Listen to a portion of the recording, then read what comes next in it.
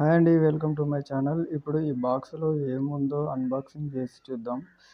ఈ వీడియోని చివరి వరకు చూడండి.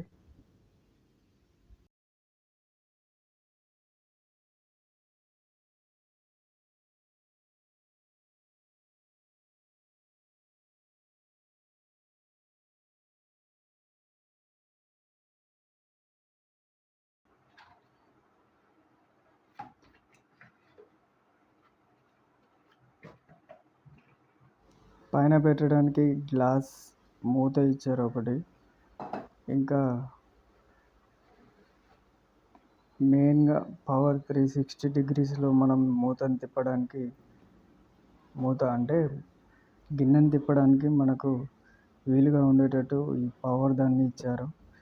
కేబుల్ దాదాపు 1 మీటర్ వరకు ఉంటుంది. 1 మీటరే ఉంది, ఎక్కువ కూడా లేదు. ఇంకా మెయిన్‌గా వచ్చేసి మనకు పాత్ర. ఈ పాత్రని